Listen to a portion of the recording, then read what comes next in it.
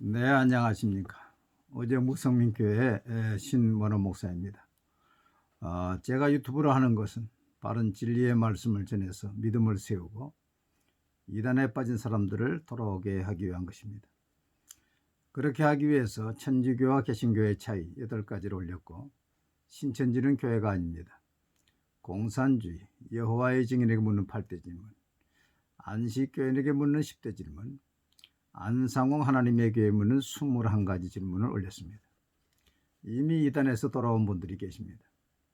성경 공부는 내비게이터 입문편, 제가 지은 제자반 성경 공부, 그리고 잠언 속에 숨겨진 비밀을 올리고 있습니다. 오늘 이 시간에는 고린도 후서 9장 6절로 8절을 중심으로 모든 은혜에 대해서 잠깐 말씀을 전하려고 합니다. 모든 은혜가 있습니다. 세상 사람들은 오복을 이야기하지만 성경은 신령한 복과 땅의 복을 다 말하고 있습니다. 이 모든 복은 사람이 줄 수가 없습니다. 하나님만이 주실 수 있는 복입니다. 오늘 고린도 후서 9장 8절을 보면 하나님이 능히 모든 은혜를 너에게 넘치게 하시나니 이는 너희로 모든 일에 항상 모든 것이 넉넉하여 모든 착한 일을 넘치게 하게 하려 하십니다. 하나님이 모든 은혜를 주시면은 모든 일에 항상 모든 것이 넉넉해서 모든 착한 일을 할 수 있게 된다는 것입니다. 여러분, 하나님의 마음에 들면은 하나님이 모든 은혜를 주십니다. 성경에 아브라함과 이삭과 많은 믿음의 사람들이 모든 은혜를 받았지만 특별히 다윗은 모든 은혜를 받았습니다. 하나님이 다윗을 만나니, 이새의 아들 다윗을 만나니 내 마음에 합한 사람이라 내 뜻을 다 이루리라고 사도행 23장 22절에 말씀했습니다. 하나님의 마음에 맞는 다윗에게 하나님이 모든 은혜를 주시니까 저 양떼를 모는 목동이 임금이 되고 어디를 가든지 이기는 복을 주시고 부와 기를 주시고 자손의 복을 주시고 하나님이 다윗을 늙도록 부하고 존귀하게 하셨다고 했습니다.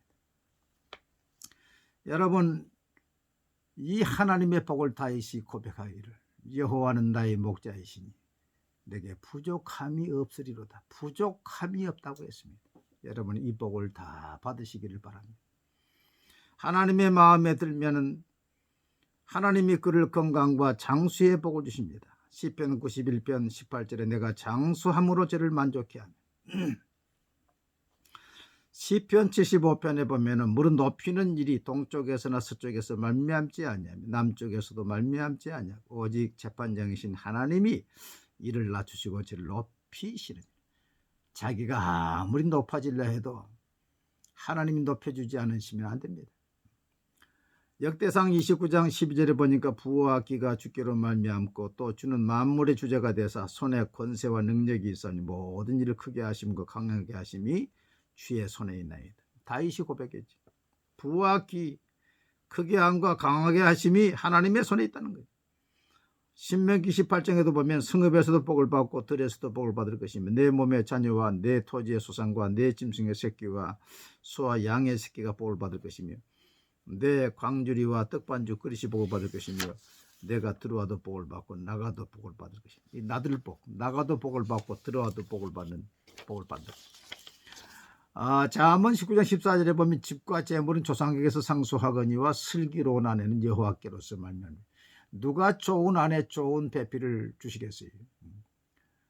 지혜로운 여인은 진주보다 귀하다 그랬는데 진주에 비하겠습니까, 여러분? 그렇기 때문에 우리는 사람에게도 인정을 받아야 되지만 하나님께 인정을 받아야 돼요. 청년 때 특별히 하나님께 인정을 받아서 이 배우자의 축복도 받고 나가도 들어와도 복을 받고 높이는 복을 받고 부와 귀의 복을 다 받게 되기를 바랍니다. 그러면 하나님은 누구에게 이러한 모든 은혜를 주시는가? 고린도후서 8장과 9장은 헌금, 연보에 대한 장입니다. 그렇기 때문에 6절에는 이것이 곧 적게 심는 자는 적게 거두고 많이 심는 자는 많이 거둔다 하는 말로다 하고 7절에 각각 그 마음에 정한 대로 할 것이 인색함을 억지로 하지 말지니 하나님은 즐기내는 자를 사랑하시느니라 헌금에 대해서 이야기하고 8절에 하나님이 능히 모든 은혜를 너에게 넘치게 하시나니 헌금 생활을 바로 할 때에 하늘문이 열리게 되고 모든 은혜가 열리게 되는 것입니다. 헌금 생활이 막히면 모든 은혜가 막히게 되는 것입니다. 헌금 생활을 바로 하는 사람은 자기가 부인된 사람이고 하나님을 주인으로 인정하는 사람이고 하나님의 말씀을 믿는 믿음의 사람이고 교회를 사랑하는 사람이고 믿음이 있는 사람이지. 반대로 헌금에 인색한 사람은 자기가 주인 된 사람이고 아직 하나님께 돌아오지 않은 사람이고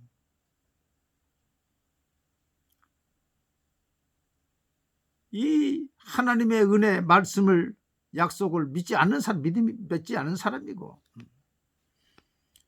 그렇기 때문에 사실은 불신자인 것입니다.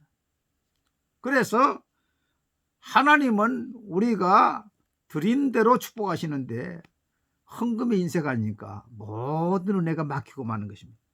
주라 그리하면 너에게 줄 것이니 곧 후이되어 흔들어 넘치도록 하여 너에게 안겨주리라. 너희가 헤아리는 그 헤아림으로 너희도 헤아림을 도로 받을 것이니라. 누가복음 6장 38절.